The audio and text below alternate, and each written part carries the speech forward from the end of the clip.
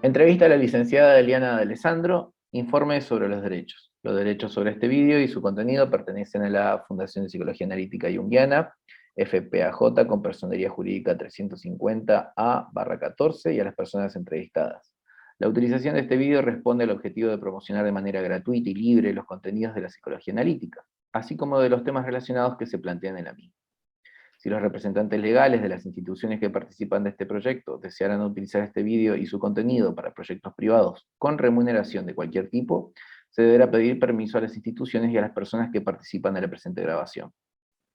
Presentamos el proyecto. Esta entrevista forma parte de uno de los proyectos que personalmente llevo a cabo para la difusión de la psicología analítica de manera gratuita, e intentando crear conexiones entre las instituciones y también entre los analistas de instituciones y los analistas independientes, de manera horizontal como también de manera vertical, ayudando a que las generaciones con más experiencia puedan transmitir sus conocimientos a las nuevas generaciones y que estas nuevas generaciones puedan generar también nuevos desarrollos produciendo un intercambio entre ambas partes. Me presento, mi nombre es Luciano Jeremías Torres, soy licenciado en Psicología y especialista en Psicología Clínica por la Universidad Nacional de Córdoba, Argentina. Tengo un máster en Estudios Comparados en Literatura, Arte y Pensamiento por la Universidad Pompeu Fabra y actualmente realizo mi trayecto doctoral en Psicología por la Universidad de Barcelona. Soy miembro titular de la Fundación de Psicología Analítica Junguiana de Córdoba, Argentina, y cumplo con el rol de secretario de Relaciones Internacionales de dicha fundación. Además, soy miembro de la CIPAG, entre otras instituciones. Hoy vamos a entrevistar entonces a Eliana D'Alessandro. Voy a hacer una breve introducción. La licenciada D'Alessandro es licenciada en Psicología, especialista en Sexología y Terapias Corporales, profesora de Psicología e instructora de Hatha Yoga. Eh, Mirando el currículum de Eliana, podemos observar que hay una variedad de formaciones muy distintas, de diferentes corrientes, pero lo más interesante es cómo va tomando forma y van surgiendo específicamente tres cosas que me parece que está importante, que es bueno destacar, ¿no? Una es la psicología, especialmente la psicología analítica.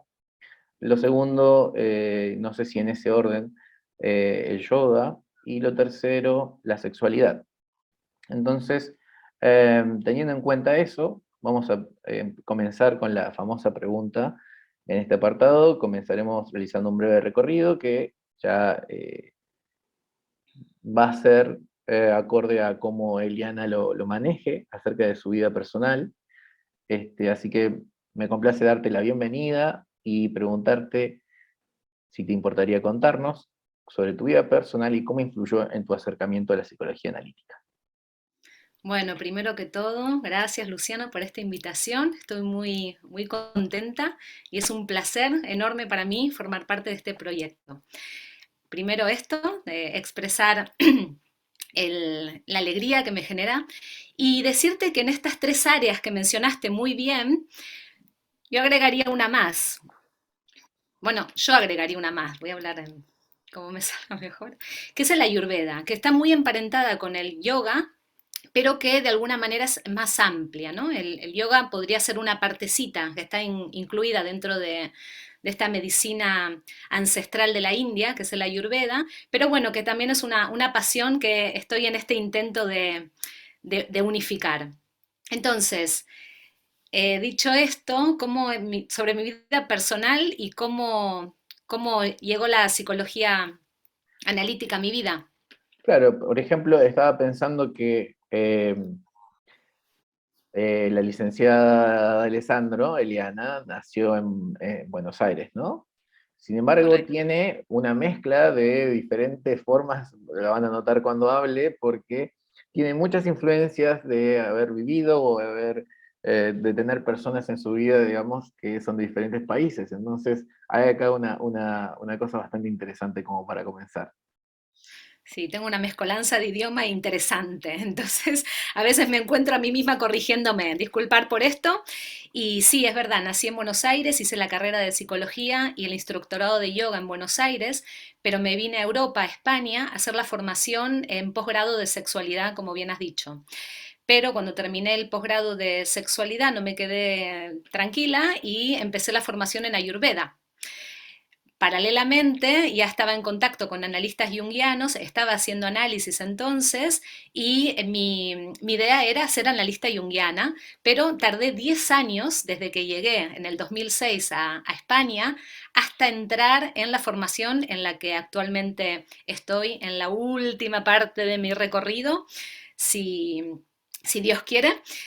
Y tardé 10 años. Mientras tanto hacía análisis, hacía otras formaciones. El Ayurveda es una formación que uno comienza pero nunca acaba. Es muy vasta, es muy amplia.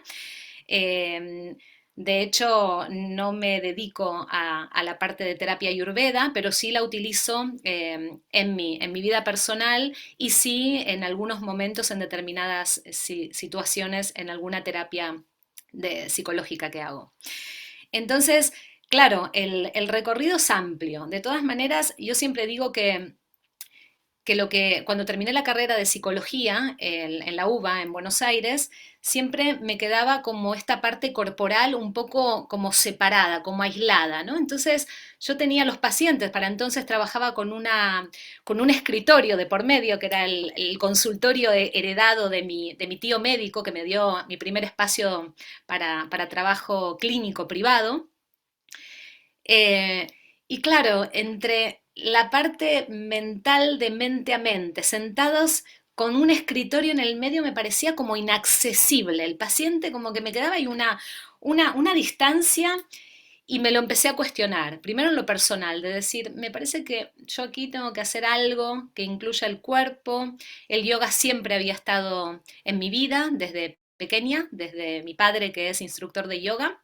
Después una amiga que conozco en Estados Unidos, Kate, que me introduce dentro del yoga más up to de mi edad, ¿no? Mi padre era un poco, si es mi padre, yo no, pero hay una cierta influencia. Y luego empiezo a hacer una búsqueda en Buenos Aires de dónde estudiar yoga, porque claro, uno donde estudia también es una búsqueda, ¿no? De uno dónde puede estudiar. Encontré un profesor maravilloso que aún hoy sigo formación a distancia con él, tanto de práctica como teoría. Leemos los textos así más fundamentales del Hatha Yoga. Así que bueno, fue algo que me acompañó y me acompaña durante muchos años. Sin embargo, en la formación de psicología en Argentina, en Buenos Aires, tenía una orientación muy psicoanalítica, pero freudiana lacaniana, es decir, muy orientada a Freud. Y a mí todo lo que era Gestalt, que para el momento, como estaba, tocaba lo corporal, me llamaba mucho la atención, pero no había formación de Gestalt. Esto hablo del antes del 2000, ¿no? Yo me recibo en el 2003, con lo cual antes del 2000 y de Jung ni hablar. Es decir, en un pie de página aparece una referencia en un texto de Freud, una pelea que había tenido de diferencias de opiniones y de conceptos. Entonces, claro, para mí siempre la idea fue Jung, mala palabra, no se podía hablar en la universidad pública y me quedó siempre como una materia pendiente, ¿no? Para entonces no había formaciones, no había las formaciones que hay ahora, que lo veo a distancia, pero bueno, en aquel entonces era lo que había y viajo a hacer una formación de sexología que tampoco encontraba siendo psicóloga. Siendo médico sí podías acceder a... De hecho, hice una formación de medicina sexual en la Universidad de Medicina, en la Facultad de Medicina de la Universidad de Buenos Aires. Y fue como mi entrada, ¿no? Mi entrada al mundo de los médicos y de lo sexológico. De hecho, es muy interesante, hay una anécdota eh, de cómo meto yo en la sexología, es muy lindo, muy curioso que me encantaría compartir.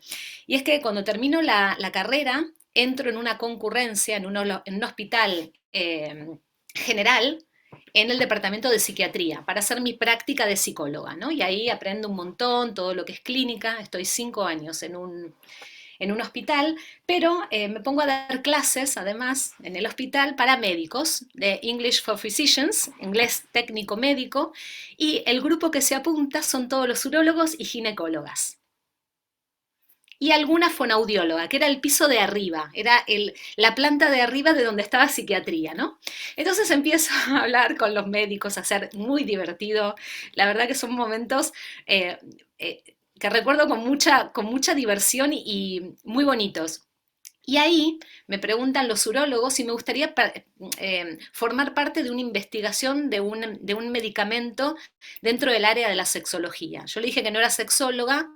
Aquel entonces no existía mucho el, el- el título de sexólogo, sexóloga. Sí, un psicólogo necesitaban para el estudio y me dijeron si me interesaba. Tenía que tomar entrevistas y dije, bueno, sí. Y ahí entro a conocer un poco los sexólogos del momento, que eran médicos en realidad, médicos con especialidad en sexología. Y me encanta, me gusta mucho el mundo, pero no había la formación para psicólogos que sean especialistas en sexología.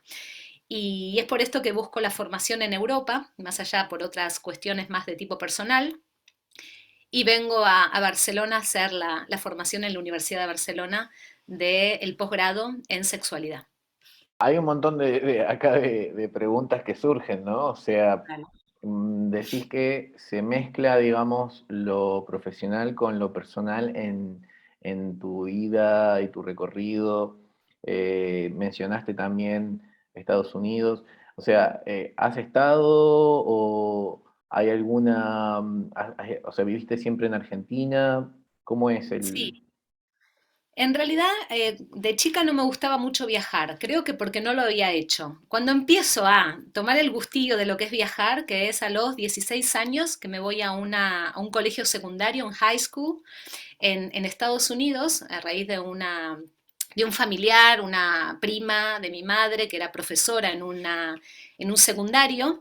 Entonces me voy 3 meses a perfeccionar el inglés, a hacer algunas materias, y ahí es donde conozco a mi amiga, esta que mencionaba del yoga, y nos hacemos amigas por carta y empezamos a escribirnos.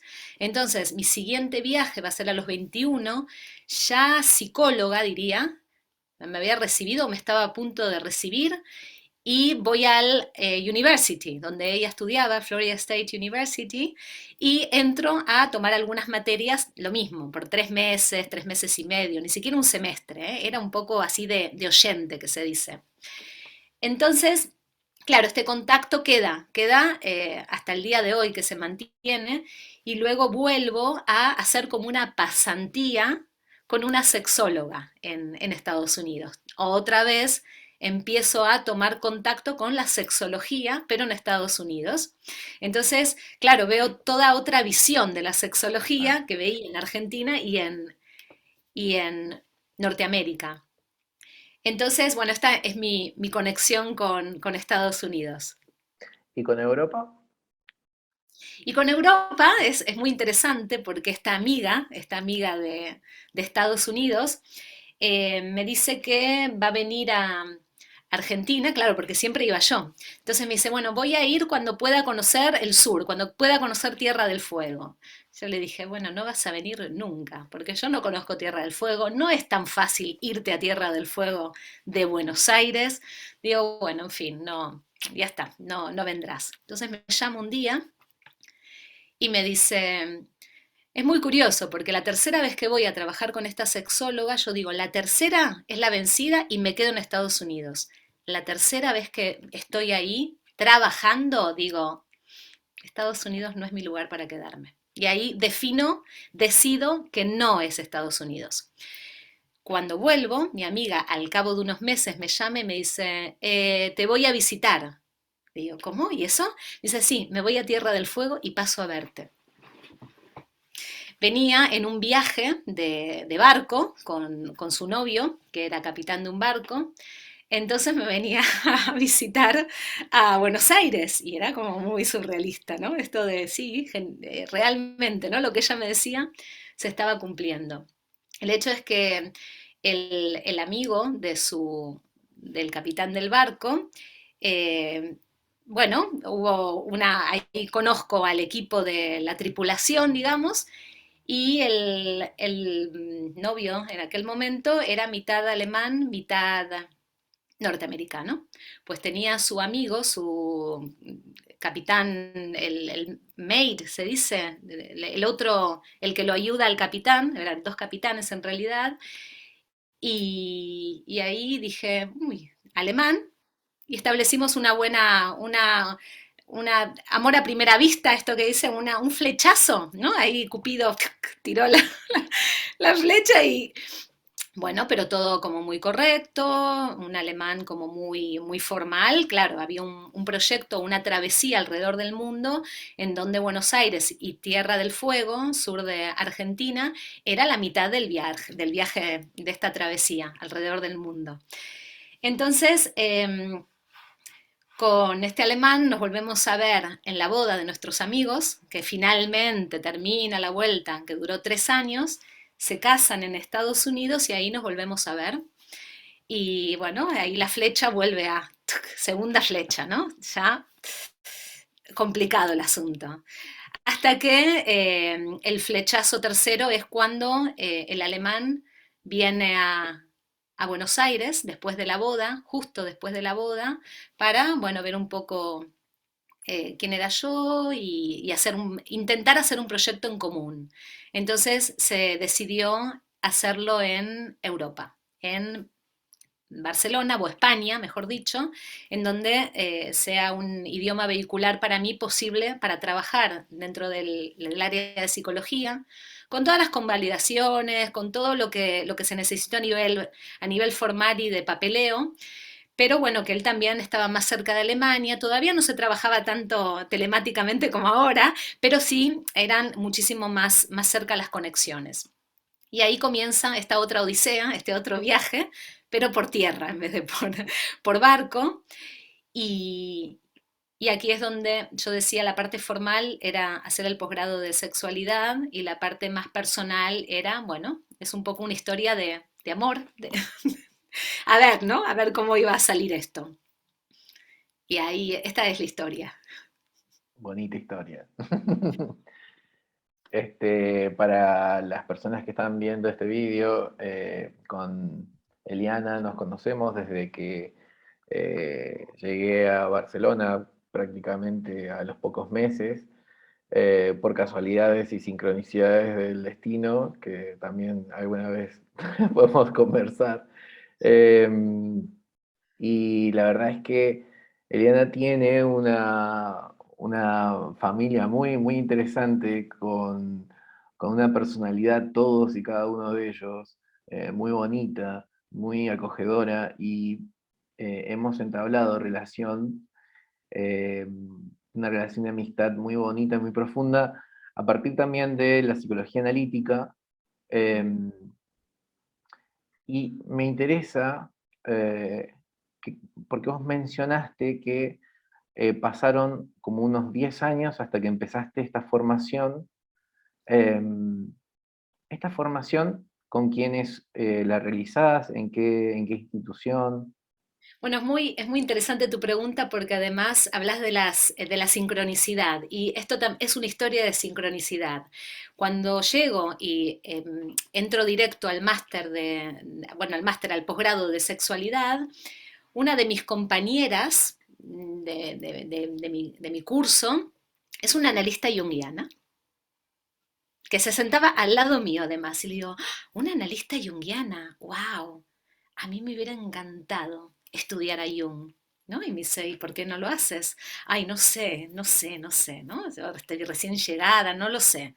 Ah, me dice, bueno, entonces, yo me pongo a hacer unos trabajos, a trabajar de psicóloga, cuando convalido, empiezo a buscar diferentes lugares, y como no estoy en Barcelona ciudad, estoy en las afueras, me voy más lejos, me voy a otro pueblo, que es en el Maresme, mucho más lejos que Barcelona, yo estoy un poco en el medio, entonces me voy a un despacho donde buscaban una psicóloga, creo, y cuando entro a este despacho veo dos tarjetas de dos analistas junguianos. Pero estos analistas junguianos, era una chica y un chico, una mujer y un hombre. La mujer era mi compañera del posgrado de sexualidad. Yo digo, no, no, no te estoy hablando de Barcelona, te estoy hablando en la otra punta y digo, qué raro, digo. Y estos analistas, me dice, sí, son analistas que vienen de Barcelona y trabajan acá hace mucho tiempo, son muy buenos. Yo no me lo puedo creer. No obstante, de esto te estoy hablando del 2008. Tuvieron que pasar 10 años hasta que yo decida entrar en la formación, que es donde estoy actualmente, la Sociedad Española de Psicología Analítica, porque claro, antes estaba entre trabajo, entre asentarme, ¿no? El conocer el lugar, el, quizás el proyecto familia, ¿no? Lo que vos decís, bueno, me llevaba mucha energía, que era energía que no iba a poder dedicar a una formación tan seria como se suponía que exigía esta formación de analista junguiano.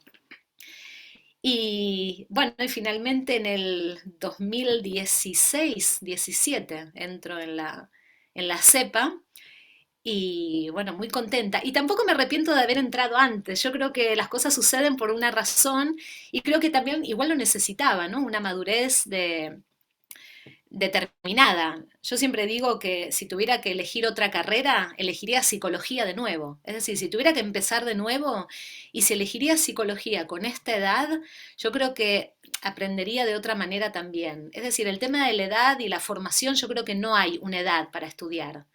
De hecho, bueno, yo soy una eterna estudiante, ¿no? Donde a mí me gusta mucho estudiar y sé que a veces tengo que parar, ¿no? Porque siempre hay cosas para estudiar. Pero bueno, es lo que me gusta. Y esta formación es una formación muy, muy rica, que al principio cuando uno entra, o cuando querés que te expliquen, a ver cómo es esta formación, no entendés nada. Yo, y se lo preguntaba, porque claro, me hice muy amiga de esta analista junguiana hasta el día de la fecha, entonces le preguntaba, ¿pero cómo es la formación? ¿Y pero qué es? ¿Cuántos años? Me dice, no, no, tienes que cursar una...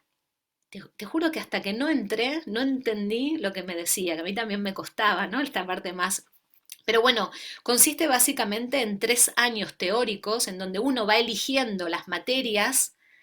Hay una propuesta de materias en cada año, entonces uno va eligiendo en función de las troncales, que son las como las básicas que hay que tener, pero que en función de eso uno también elige como un poco la línea, los diferentes analistas que le imparten. Bueno, uno va como haciendo su recorrido personal también, es como muy hecho a medida esta formación.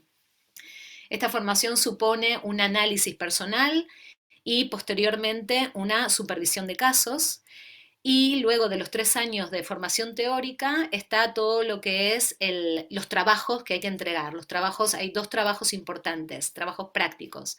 Uno que es un trabajo simbólico, en donde se pone de manifiesto toda la parte teórica y de conexión, de articulación teórico-práctica, pero con un tema específico. Y el segundo trabajo, que ya es el final de carrera, es presentación de 2 casos clínicos. Este sí se presenta y se defiende ante un tribunal y ahí, recién ahí, si cumplís todas las horas, porque te piden determinada cantidad de horas de análisis personal como de supervisión de caso, tanto supervisión individual como grupal. Entonces, si reúne todas estas características, presentas tu trabajo y lo defiendes ante preguntas del tribunal, ahí tienes el título de analista junguiana o analista junguiano. Y aquí estoy en la preparación de la memoria de los casos. Esta es mi... Ok, o sea que ya has hecho un recorrido bastante largo en esta formación y en este momento ya has superado lo que llamabas el trabajo simbólico, ¿puede ser? El trabajo simbólico que hace que pases de la categoría de candidato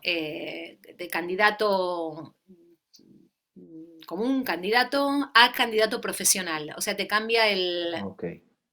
y este candidato profesional te hace acceder a la supervisión de caso. Pero, como dije que esa medida, esto no es así tampoco tan matemático, porque si estás viendo pacientes antes, ¿no? Como yo que Sí. trabajo en la consulta y querés acceder a la supervisión de casos antes de ser candidato profesional, también lo puedes pedir, lo puedes solicitar y de hecho es muy común tener supervisión de casos antes de ser candidato profesional. Ok, entonces me imagino que durante este proceso de formación vos has ido mezclando y uniendo tus otros intereses, que no sé si se han visto en diferentes trabajos, pero seguramente que en el trabajo simbólico se debe haber visto, ¿no? La unión entre la psicología analítica y qué en tu caso. El trabajo simbólico, elegir el tema es todo un tema. Pasé por un montón de temas diferentes y que todos me gustaban. Y finalmente terminé con el primer tema que había elegido, que era justamente la interrelación, la articulación entre Jung y el yoga.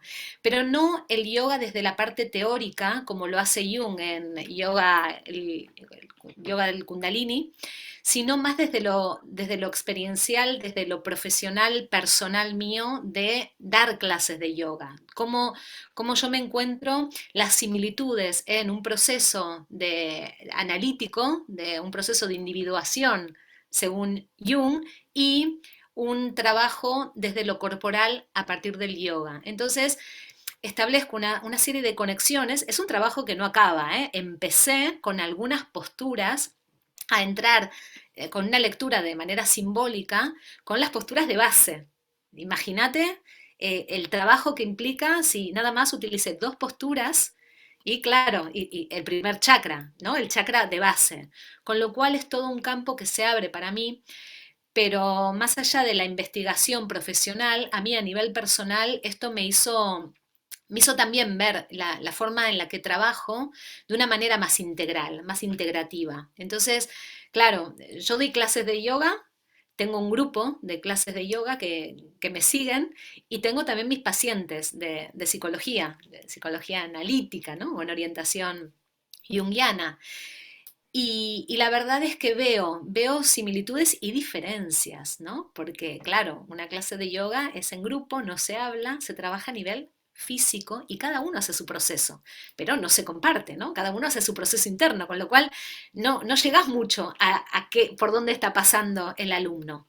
A veces sí, vuelvo a decir, esto es como muy impersonal, pero sí el proceso mío como alumna de yoga, como practicante de yoga. Entonces, claro, al vivenciarlo, desde aquí también es donde hice el trabajo simbólico, que sí, correcto, mi trabajo simbólico tiene que ver con esta asociación, ¿no? Articulación entre yoga y Jung. Ahora, nos has mencionado, digamos, el yoga y creo que estaba pensando, ¿existe un yoga más acorde a la psicología analítica? Porque has mencionado el Kundalini con el que trabaja Jung, pero por otro lado vos también estás trabajando en uno que es el Hatha Yoga, ¿no? Y digo, ¿cuáles son las diferencias? ¿Nos podrías explicar para aquellas personas que no tenemos conocimiento sobre eso? No, Y si en hay realidad alguna... aquí Sí. hay una pregunta muy tricky, muy engañosa, porque en realidad lo que Jung menciona como Kundalini Yoga es el Hatha Yoga o el yoga tántrico. Son similares, son sinónimos. Lo que se conoce en España, bueno, ahora en Argentina también, pero cuando yo estaba en Argentina no era famoso. El yoga Kundalini es un tipo de un estilo de yoga, como ahora hay tantos estilos como puede ser el yoga Iyengar, que tiene el fundamento. Hatha Yoga te diría que es como el gran conjunto, ¿no? Hatha Yoga, que es el yoga más corporal, y a partir de aquí tenés como ramas. Una rama es el Kundalini, otra rama es el Iyengar, otra rama es el Bikram, puede ser, otra rama es el Ashtanga. Bueno, hay un montón de ramas, pero si yo digo Hatha Yoga, es yoga, lo cual es el yoga de cada profesor, pero está en concordancia con lo que Jung dice de Kundalini Yoga por la filosofía, los textos tradicionales que se leen y que es el yoga tántrico también. Y es muy interesante, Luciano, porque lo que se conoce como yoga tántrico es lo que, o al menos a mí lo que me gusta pensar, o también la asociación que hago, es la alquimia europea. Hay un montón de similitudes, conexiones y líneas de conexión entre alquimia y yoga tántrico. Y aquí entra la ayurveda. Claro, el ayurveda, como medicina tradicional de la India, trabaja con la parte alquímica, que son la incorporación de los minerales, desde la parte más medicinal, en el abordaje del cuerpo, en tanto con dolencias físicas, ¿no? Con enfermedades, pero aquí también tenés la parte alquímica. Como ves, Wow. es un campo muy vasto pero muy interesante. O sea que en realidad, partiendo de diferentes lugares, está llegando, digamos, a la alquimia, ¿no? Tanto occidental como oriental. Eh, es muy interesante, digamos, Estoy llegando, estoy entrando, ni siquiera estoy llegando, estoy en la antesala de la puerta se abren muchas cosas y es un campo muy vasto. Sí, pero hay conexión. ok. Volvamos un poquito en el tiempo y ¿te acordás cuál es el primer libro que leíste sobre Jung o de Jung? Bueno, sobre Jung no, yo empecé con Interpretación de los sueños de Freud en quinto año. Me encantó. El tema de los sueños es algo que me apasiona y que con todo lo que, los seminarios que recibí de sueños, todos los libros que tengo, que algunos no he leído todavía, que los tengo aquí atrás, que mi hermano me provee de libros de sueños, me encanta. Yo creo que cada vez sé menos. Me da la sensación de que el tema de los sueños también es un tema tan amplio, pero claro, cuando yo leí Interpretación de los sueños de Freud, ahí dije, wow, esto me gusta. Claro que luego entré en los sueños dentro de la interpretación junguiana, que hay diferencias. Y el primer libro de Jung, a ver, vos me preguntaste del de Jung. El primer libro de Jung que leí completo es el yoga del Kundalini, Kundalini Yoga de Jung. Y me encantó y es el primer libro que me leí entero de Jung, porque claro, ojeaba, leía trocitos, pero nunca un libro entero. Y a partir de aquí creo que me abrió el campo a querer saber más. Ok. Em, Dentro de las diferentes, bueno, para aquellos que no saben, la psicología analítica a su vez posee escuelas y esas escuelas están relacionadas, digamos, con formas diferentes por causas históricas y por causas relacionadas con las diferentes influencias teóricas de cada país donde se desarrollaron. Em, bueno, y estas escuelas es interesante porque interpretan y trabajan de diferentes maneras, tanto en la clínica como en la teoría. ¿Qué tipo de escuela o en qué tipo de, mm, sí, o de corriente, digamos, vos te podrías como autoclasificar si pudieses? A mí me está gustando mucho todo lo que es la escuela arquetipal. Me gusta todo lo que es la parte de mitos, todo lo que es, estoy descubriendo a Hillman y tampoco no lo había leído mucho durante la formación y me está...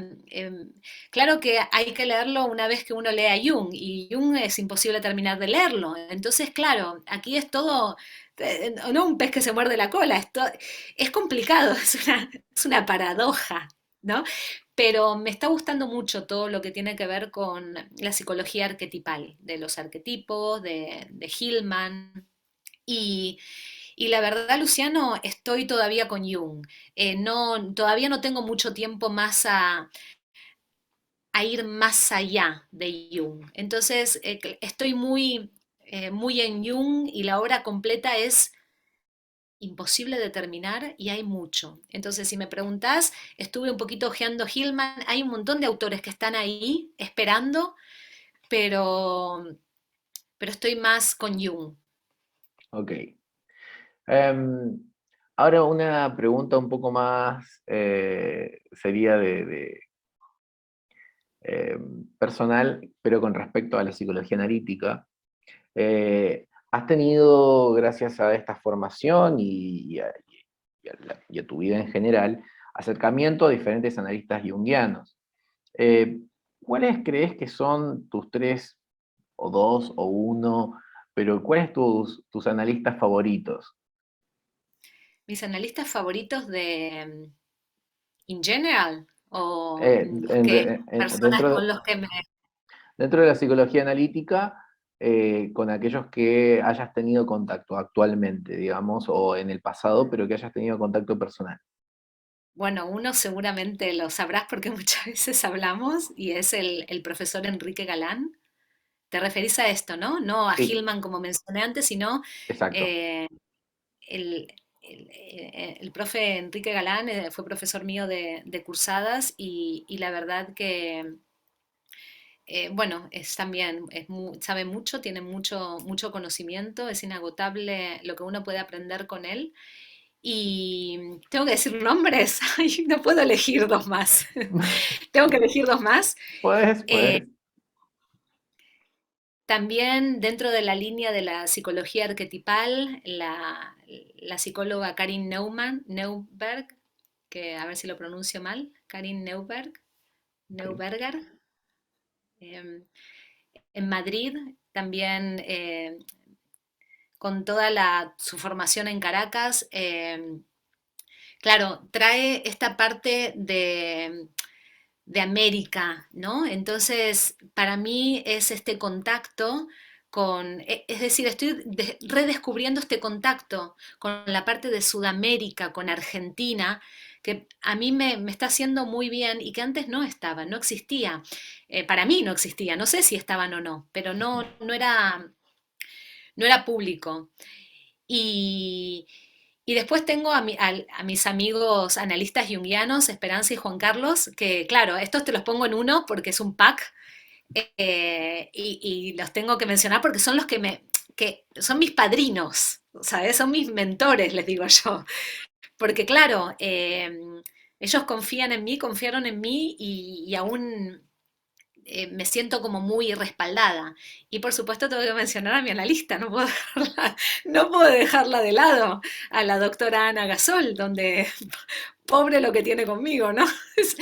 Que actualmente también es mi supervisora y, y mi analista anterior. Pero bueno, claro, ya te estoy mencionando como cinco en vez de tres. ¿Ves que no? Perfecto.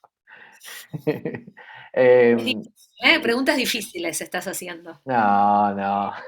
Bueno, el doctor Enrique Galán Santamaría tiene ya su entrevista, está colgada, la tuvimos que hacer dos veces, porque por problemas técnicos, no por nada, y cada vez fue un placer escucharlo porque realmente tiene unos conocimientos increíbles. Las otras dos personas que mencionás, tanto em, la doctora Ana Gasol como bueno, Juan Carlos y Esperanza, también son muy interesantes Esperanza. analistas, creo que es muy interesante tenerlas en cuenta, estas personalidades que yo creo que pronto van a acceder, van a tener tiempo, porque el tema es el tiempo siempre acá, ¿no? En este mundo actual, a hacer entrevistas eh, y formar parte de este ciclo que la verdad es que a mí me gusta mucho eso, ¿no? Que cada uno los he conocido personalmente y cada uno tiene sus genialidades, sus rarezas, que también son geniales, y son personas muy agradables y muy acogedoras, Y muy este, accesibles, ¿no? También. y muy accesibles en su forma, en su trato, en todo. La verdad es que no hay quejas sobre eso, ¿no? Em, Así que bueno, eso es con los analistas. Eh, si vos tuvieses que preguntarle a alguien, eh, o sea, alguien te pregunta a vos, mejor dicho, por dónde empezar con Jung, ¿no? O sea, por dónde agarrarlo, porque es Me lo tanta han, me lo han información. preguntado la semana pasada. Me han dicho dos personas, no una, dos. ¿Qué puedo leer de Jung? Y claro, ¿qué te voy a decir? A mí me hubiese encantado que me digan, el hombre y sus símbolos de Mm, cabeza, el hombre y sus símbolos es una obra que es una de las finales, entonces está todo y hay mucho de sueños. Claro, es muy completa, que hay diferentes autores, no es solamente Jung, en el librito El hombre y sus símbolos, pero también me encontré con que es muy interesante leer la autobiografía de Jung. Pensamientos, sueños, pensamiento, a ver, ayúdame. Sueños, recuerdos Sueños, y pensamientos, pensamientos. sueños, recuerdos y pensamientos. Que lo tengo en mi mesita de luz y lo tengo que acabar, no llego, no llego, pero acabar por segunda vez, porque ya lo leí hace bastante y ahora lo estoy releyendo. Y sueño, memoria, sueños, pensamientos, Sueños, recuerdos la y pensamientos. autobiografía, sueños, recuerdos y pensamientos. Bueno, depende de la traducción, pero sí. Sí, lo tengo también en inglés y creo que es memories, ¿no? Sí, por eso. Porque los pensamientos, claro, entonces lo tengo en las dos versiones, ¿eh? La tengo también en castellano, Sex Barrial, la editorial. Entonces yo diría esto por un lado si querés leer. Ahora, si querés acercarte a lo junguiano y análisis, ¿no? Análisis o hacer terapia con una persona con un psicólogo con orientación junguiana o analista junguiano. Pero eh, por qué crees que, digamos, sería necesario eso para una persona que quiere acercarse a Jung y conocerlo? ¿De qué le serviría, digamos, eso? y porque conocerlo a Jung es una invitación a conocerte a ti mismo, es decir, no están separados, ¿no? Si querés conocerlo a Jung desde la parte intelectual, léete los libros. Ahora, si querés conocer a Jung, es conociéndote, es que no, para mí no hay otra forma, ¿no? Jung es una invitación a un proceso personal. Y esto es lo más rico, porque eh, es como dijo Jung, ¿no?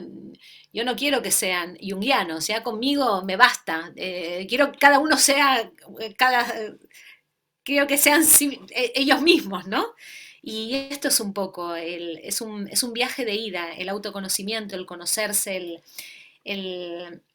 el ponerse en contacto, ¿no? Con determinadas formas de relacionarnos y de aquellas cosas que no somos tan conscientes. Primero el mundo de los sueños. A mí me parece fascinante el mundo de los sueños.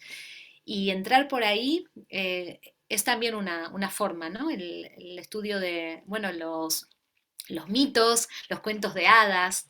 Esto de, yo siempre digo a las mamás que tengo, que lean cuentos de hadas, los cuentos, pero no los cuentos diluidos, los cuentos de los hermanos Grimm, que son, no, pero ¿cómo le voy a leer que le mata? No, no pasa nada que leas que mata, porque los niños van a coger lo que necesitan en ese momento y le estás dando el conocimiento puro.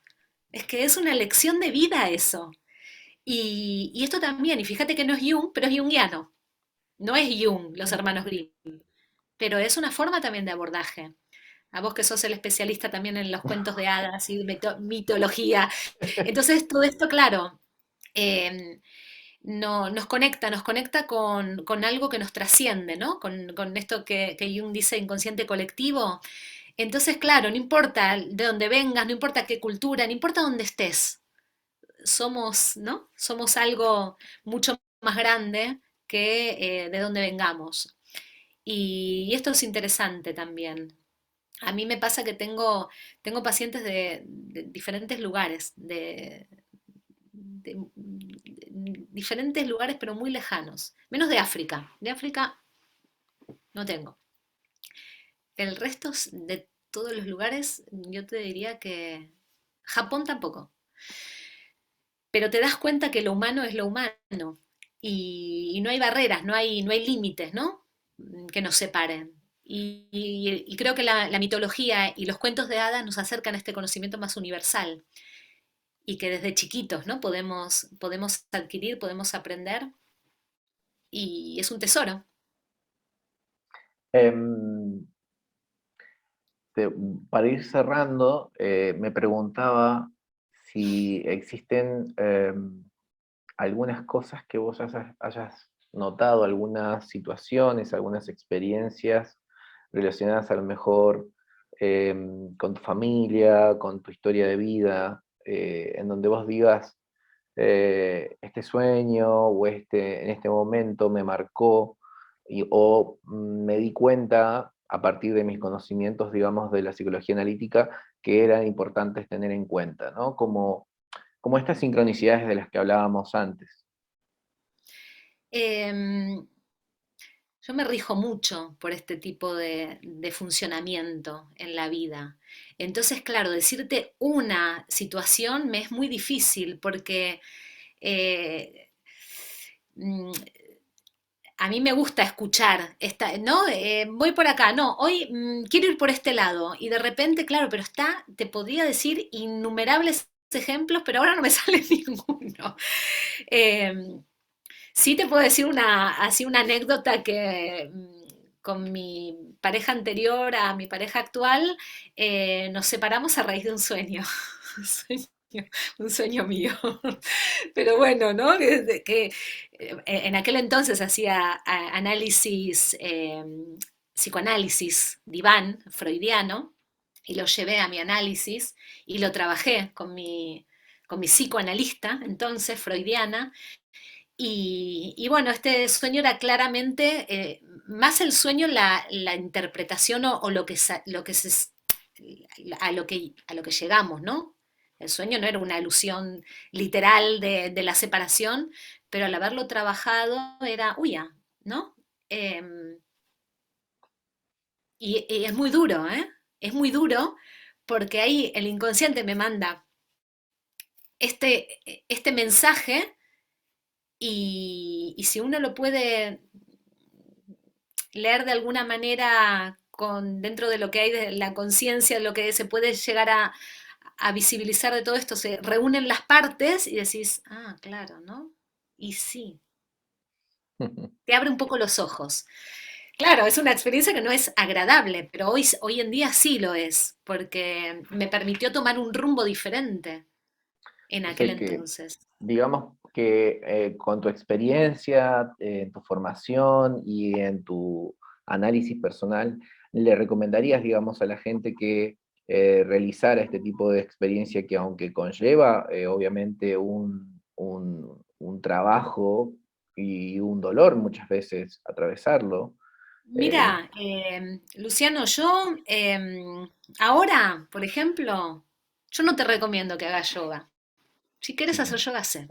No te recomiendo que hagas terapia. Es algo muy personal. Y yo creo que también recomiendo, no sé si lo recomiendo, yo lo hago, a mí me hace bien, qué sé yo, es todo lo que te puedo decir. ¿Sabes? Ya estoy del... Haces, no, no, mira, es más cómo nos relacionamos con el otro y lo que ves del otro que lo que yo te pueda decir de eso. Tenés que pasar por la experiencia. Y esto de ser no, como una especie de promoción y ya estoy como en otro lugar no sé, no te diría nada. Ahora, si me preguntás, sí, pero si no, si tenés ganas, yo te explico. Ahora, si no me decís nada, yo te respeto también. Perfecto. Eh, Sí. Próximamente ustedes, la CEPA, como parte de la IAP, me imagino que participarán se viene un congreso mundial, ¿no? Un congreso internacional. Sí. Yo voy a participar, pero em, como participante Oyente. externo, oyente, sí, no voy a presentar ningún trabajo. ¿Sabés que no sé si desde la CEPA hay, que yo sepa, no hay presentaciones desde la CEPA, Ok. pero igual con el programa no sé si está colgado y no me pareció, no lo sé si vi a María Mora por ahí, pero la verdad que te lo estoy diciendo un poco de memoria. A mí me interesa formar parte como oyente o participante para conocer y para ver todo el movimiento junguiano en Sudamérica. Entonces, intercambiar con los profesionales que hace tanto tiempo y que de hecho cuando yo estaba ahí no conocía, y creo que esto puede ser muy nutritivo y puede ser también muy nutritivo luego volcarlo y de alguna manera compartirlo con la CEPA y con los que estamos aquí, ¿no? Que no es solamente CEPA, que somos, hay diferentes tipos de instituciones, ¿no? Como si de Paz que habías nombrado también. Entonces, es un poco la idea que vos también tenés desde la fundación, establecer vínculos, ¿no? Establecer unión y que no estamos separados, que estamos un poco dentro de lo mismo, tenemos todos un poco la misma jerga, el mismo discurso, los mismos conocimientos y unirnos más que separamos y no sé qué hace el que está al lado, no, sé y podemos interactuar y esto nos enriquece, me parece.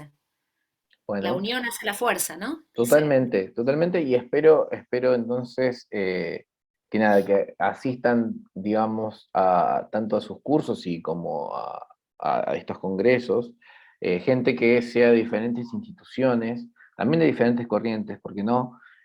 Para que puedan conocer más, ¿no? A partir de la apertura institucional.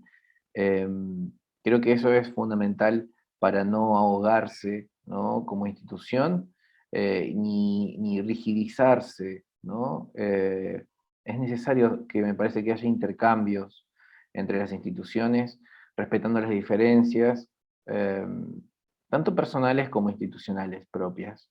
Y aceptar eso, aceptar la diferencia me parece que es justamente crear redes y crear vínculos que hacen que la psicología analítica, que al final es un poco lo que nos interesa a todos, eh, con un núcleo, o una, digamos, una esencia de vocación de ayuda por el otro, es un poco al final el resultado, ¿no? Al que esperamos. Así que nada, eso sería para cerrar para mí, pero me gustaría que si ibas a decir algo, termines diciéndonos algo, algún Y mensaje. esta diferencia que decís vos también es muy junguiana, ¿no? Aceptar las diferencias, saber que somos diferentes y únicos, y creo que también esto está en el centro de lo que es el pensamiento el legado, ¿no? Que nos deja Jung. Entonces, a mí me parece, bueno, estoy muy de acuerdo con lo que decís y estoy en esta línea también, ¿no? De compartir, de intercambiar y de, y de crear lazos, crear vínculos. Así que vuelvo a decir, termino como empecé, estoy muy contenta de esta entrevista, de tener este encuentro más formal a través de una pantalla. Yo lo quería hacer presencial, pero no me dejaste. No se corta seguro, ¿no? Eh, Pero para nosotros tenemos sacarle. una gran relación le explico a la gente, nos conocemos ya y para nosotros tenemos una relación de hermandad prácticamente. Que no es porque me falten hermanos, ¿eh? Ni a vos No, tampoco. no, no. Pero bueno, los hermanos sustitutos también van muy bien cuando se tienen lejos. Así que agradecerte nuevamente y estamos en contacto. Bueno, muchísimas gracias y nada, las puertas abiertas como siempre para que se produzcan estos intercambios eh, y para que comentes también, tanto por un lado y por el otro, para que las instituciones vean que hay apertura y que estos mitos que se van creando institucionales pueden ser derruidos, derrocados a partir de este tipo de entrevistas que son amables y que son justamente beneficiosas para todos. ¿Sí? Muchas gracias, Luciano y equipo. Muchas gracias a vos.